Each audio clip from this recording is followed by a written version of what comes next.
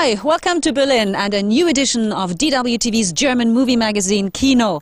I'm Monica Jones and here's what's coming up on today's show. Quiet and intense, remembering actor Ulrich Mühe.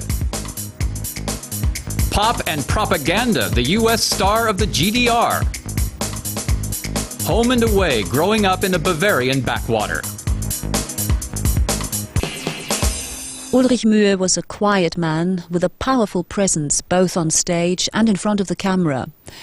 His international breakthrough came playing an agent of the Stasi, East Germany's secret police, in the Oscar-winning film The Lives of Others. But it was too late for a Hollywood career.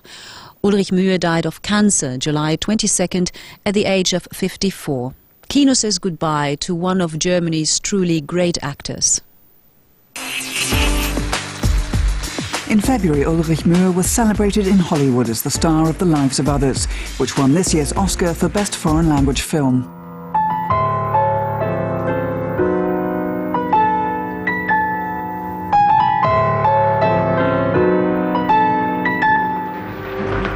Mühe delivered a brilliant performance as a dour and ruthless agent of the East German secret police.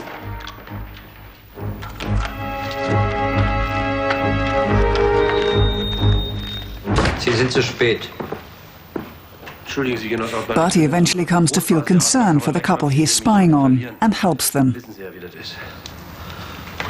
du wirklich bei der Stasi?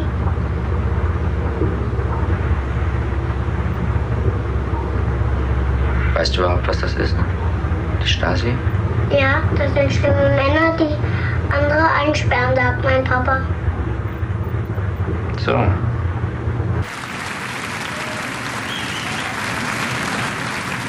Mühe himself grew up in communist East Germany. In the late 1980s, he helped organize demonstrations against the regime. Every citizen of East Germany has the right under the Constitution to express their opinions freely and publicly. Wie unfrei ich war, das habe ich erst im Nachhinein begriffen. Only later did I really understand how unfree I had been and how grey I had become. Das heißt, diese The Fixierung GDR auf was das, the was wir only taten, point of reference. We were obsessed with it. hatte auch zur Folge, dass We'd wir play natürlich Shakespeare alles and immer nur focus auf die only on what he DDR had to say about East Germany. Und Shakespeare hat sicher mehr gemeint als eine DDR.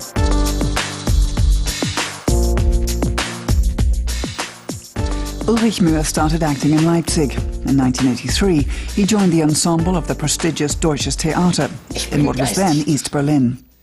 He played many major roles there, including Oswald in Ibsen's Ghosts.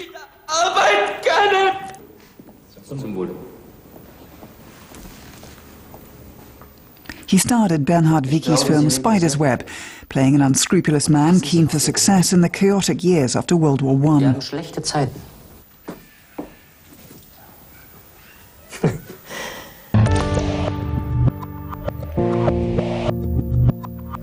After German unification in 1990, Mühe worked at the Burgtheater in Vienna and at the Schaubühne in Berlin.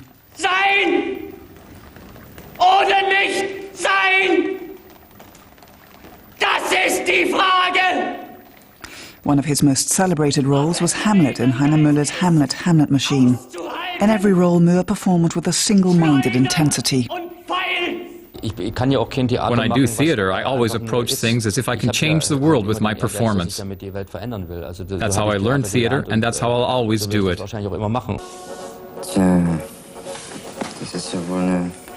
In the early 90s, he played in Helmut Dietl's Oscar-nominated satire about a journalist who finds Hitler's diaries, which turn out to be fake. A true story, by the way. Mühe was equally compelling, playing cold-hearted brutes and sensitive types. He could also be very funny, for example as Hitler's acting coach in Danny Levy's Mein Führer. Ziehen Sie Ihre Uniform aus. Jacke, Hose, Schuhe. Versuchen Sie, aus Ihrer Haltung herauszuwachsen. Sie sind größer als Ihre Haltung. Nicht strecken, bitte. Wachsen Sie aus Ihrem Inneren. In real life, away from stage and film set, Mühe could appear shy and retiring. He was not a showman, all the more intense when in character. He was surprised by his own popularity.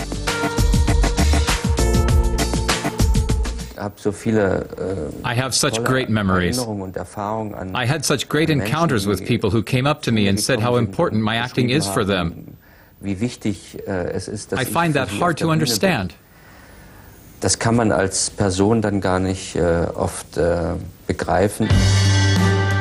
Ulrich Mühe won many awards in recognition of his work. He died just a few months after film lovers around the world first had the opportunity to see the lives of others and came to cherish him. Mühe was a great actor who died at the peak of his success.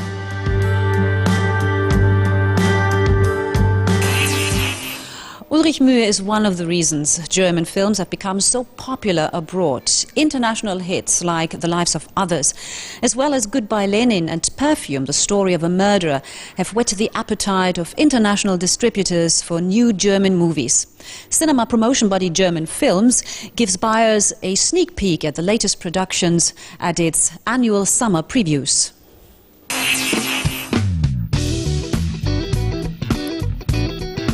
A film premiere in Cologne, attended by more than 50 distributors from 18 countries. They viewed film and TV productions that are so far unknown even to German audiences. One of those is Fata Morgana.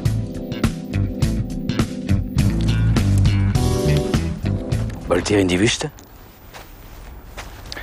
Ja.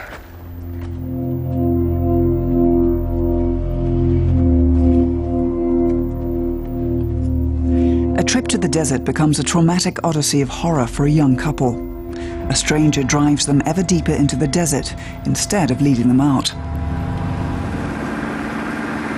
Wohin fährt dieser Idiot? Eine Frage. In welcher Himmelsrichtung liegt die Piste? Nordwesten. Wir fahren aber die ganze Zeit in Richtung Süden. Der Kompass funktioniert nicht im Auto. The film won over distributors thanks to its strong images and unusual story. Successful directorial work like this is no exception in German cinema. The main factor, which is always completely uncontrollable, is that there is a generation of directors that happen to make films with a very broad appeal. And in their slipstream, they take better opportunities for other directors as well. Whether audiences are as enthusiastic about Fata Morgana as the professionals will become clear in 2 weeks when the film is released in Germany. The current state of German cinema was of course a hot topic of conversation at the formal opening of the previews. The mood was noticeably positive, and a few people made an effort to explain why German directors are so successful these days.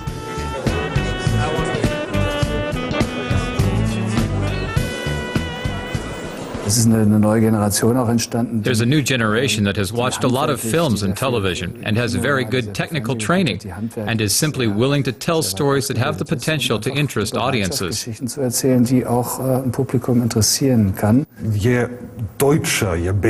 The more German, the better, I'd say. The genuine German stories are more successful than what we used to call commercial Euro puddings.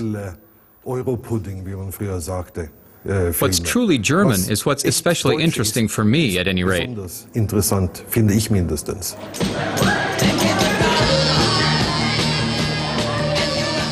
Another of the stories that caught the distributor's attention was 8 Miles High.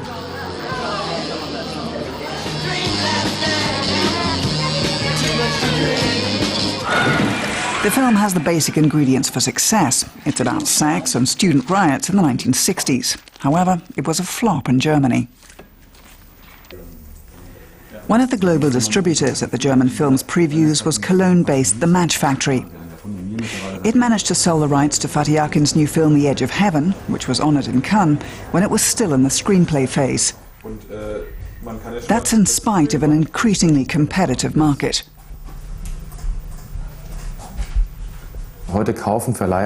Distributors who 4 years ago bought 30 films a year now buy only 15. So it's become more difficult in that sense. At the same time, the success of German films does make it easier. That sounds like a paradox. But in fact, German films now have a larger market share, a greater acceptance. But at the end of the day, selling films has got harder. At the previews, the Match Factory showed Früher oder Später, in which 14-year-old Nora falls in love with her adult neighbor. Nora, sag mal, was ist dein größter Wunsch?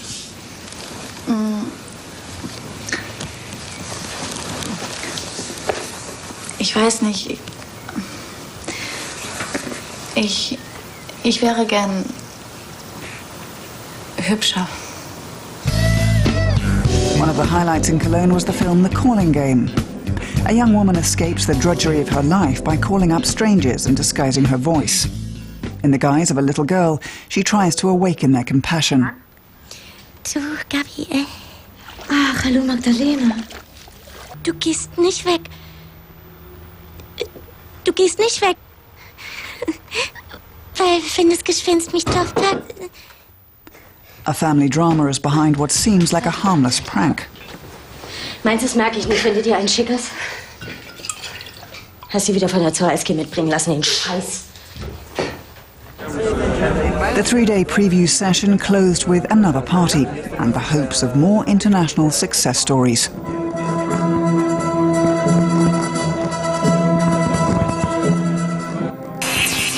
From the lonely German suburbs to Hollywood's Walk of Fame, we've got it all on this month's Shortcuts.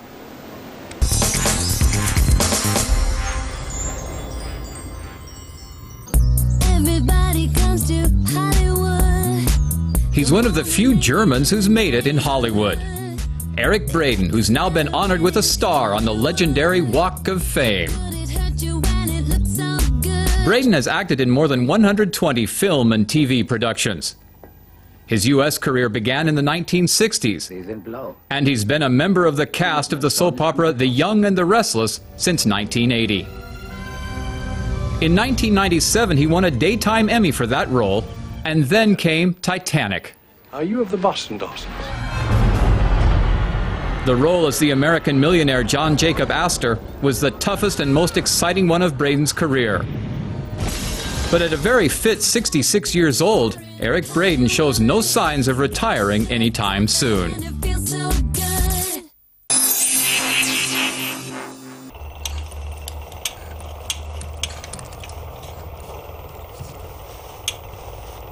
Edgar Zelga delivers a great performance in the new comedy Fashion Victims. He plays a textiles agent for women's wear. He's getting old, but he has to keep on fighting. His competitor is young and ruthless. Na, Wolfgang? Du kannst dich doch nicht einfach vor meine Termine mit meinen Kunden setzen. Nein? Warum nicht? Das gibt's doch gar nicht. Weil du da nichts mehr verkaufst. Passt wie angegossen. Wissen Sie was? Ich schenk's Ihnen. Wolfgang's marriage is not much fun either. Wolfgang, lange nicht gesehen. Guck mal, ich hab Fliesen gekauft.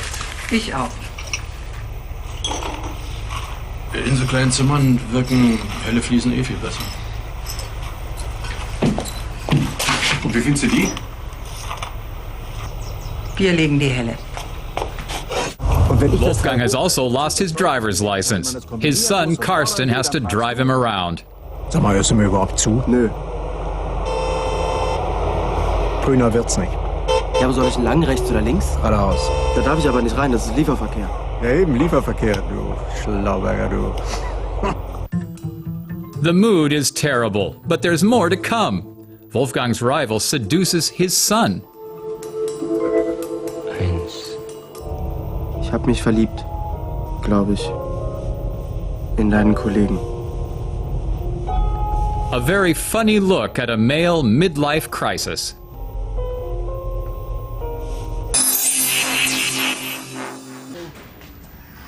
Ja, wie gesagt, Tür ist zu.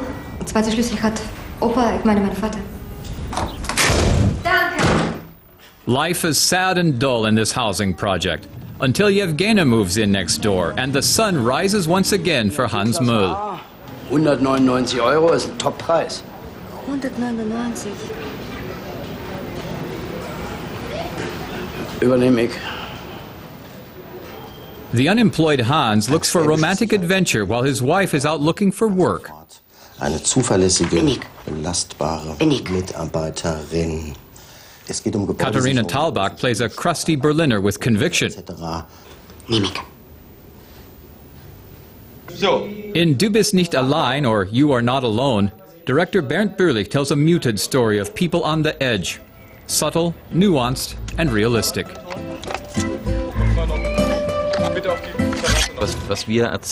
We tell stories about how people refashion their lives, people in their mid or late 40s confronted with a new situation and how they deal with it.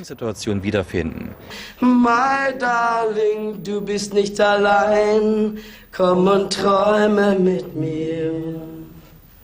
Du bist ein guter Mensch.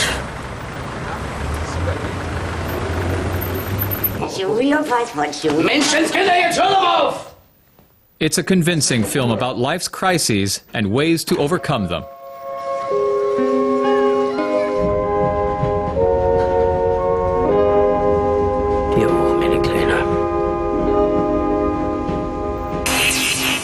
Dean Reed was a good-looking, all-American country singer and actor, so it's hard to believe that he willingly moved from the United States to communist East Germany at the height of the Cold War. The East German regime couldn't believe their luck, and they obviously used the American as a propaganda tool. It would be an unbelievable story if it weren't all true, as director Leopold Grün tells us in his documentary The Red Elvis. He was a singing cowboy, an American friend of socialism and a star in East Germany. Dean Reed became one of the GDR's biggest stars. Director Leopold Grün is fascinated by why this American moved to East Germany in the 1970s. The director was 4 years old when peace activist Dean Reed became a poster boy for the Socialist Republic. The first time I saw him was with a raised fist on East German TV. He had this toothpaste ad smile. I thought it was just a crazy story. Born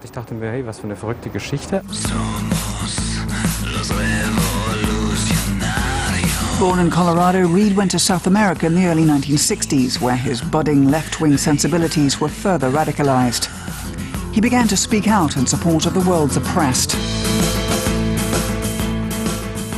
Aquí en Sudamérica, aquí en Chile, donde yo vi por la primera vez las grandes injusticias que existen, donde hay una minoría del pueblo que tiene todos los privilegios, que tiene todas las riquezas en sus manos, mientras la mayoría del pueblo vive en miseria y con dictadura. Reed raised his profile in South America through public stunts, such as the symbolic cleansing of an American flag. He also became friends with Chilean leader Salvador Allende. Leopold Grün spent 5 years working on the documentary, fueled enough by idealism to largely finance the production himself. This unusual American still fascinates him. His political convictions were not just talk. In Chile, he championed the Unidad Popular and Allende, and he stood by that. When he went to East Germany, at first it wasn't for political reasons, but because of a woman. But for him, the GDR was the right camp, and he was on the right side in the East. Die Gedanken sind frei, wer kann sie erraten, sie fliehen. Reed's Hollywood idol looks made him especially popular with women in East Germany. It was at a concert in Leipzig that he met his first wife.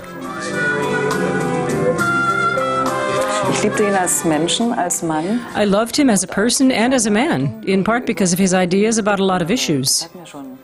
I became quite left-wing through his influence. I started to think differently about the Palestinians and about terrorism. He was a great advocate of the idea that you could achieve a lot through terrorism. The film does not shy away from Reed's pro-violent stance. He met with Yasser Arafat in Lebanon in 1977. He had no problem with allowing his popularity to be exploited for others' agendas. Ich glaube wirklich, dass es viele Wege gibt, revolutionär zu sein. Und die Gitarre mit der Maschinenpistole zu tauschen, ist nicht abwegig. The film reveals Reed's naive faith in a functioning socialism. Durch den Kampf des Volkes und durch die internationale Solidarität.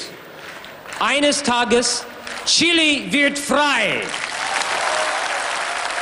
Uruguay wird frei.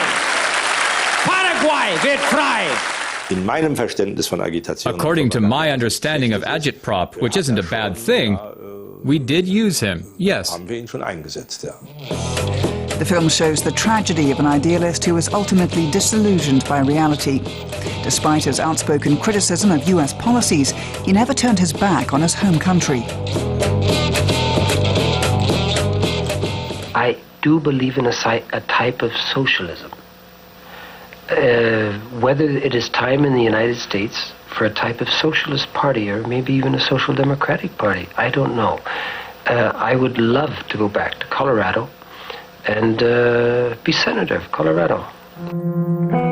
6 weeks after that interview was broadcast on US television, Dean Reed was found dead in a lake near his home in East Berlin. There's evidence his death was a suicide. Leopold Grün's film paints a portrait of a tragic hero, a man unable to find his proper place in the world.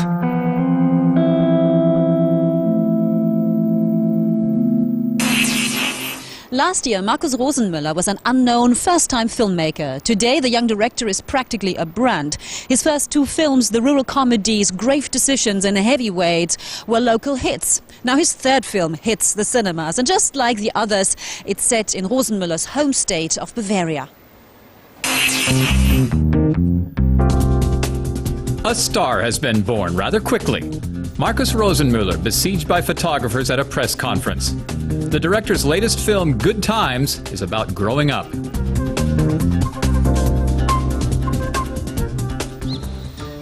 For Kati and Joe, being a teenager hardly feels like the time of their lives. They live in the boondocks, it's dull. And there's always trouble with parents or boys. They want to go far, far away, and they fret about their weight. Ich lass mich doch nur absagen, das sag ich dir. Ich seh nix, wo's weg muss. Schau dir das einmal an. Plump. Das sind halt Hüften, die hat man halt. Komm mir vor wie ein Brauereigaul. Kann ich mich klein unterstellen zum Grasen. Solange mein Kühlschrank leer frisst, wird nicht geraucht. The film is about freedom and what it means to have a home. Ich sehe ja dein Kühlschrank immer leer. Bald bin ich in Amerika. Amerika? In Amerika mache ich die Aufnahmeprüfung fürs College. Wenn das nicht einmal mehrere Sprüche sind.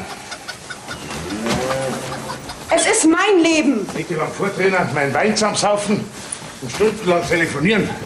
Das ist dein Leben. Weißt du, was ich mich frag? Warum schmeißt mich da du eigentlich nicht raus, wenn ich da so lästig bin? The film is a reflection on childhood, growing up, breaking free, and saying goodbye.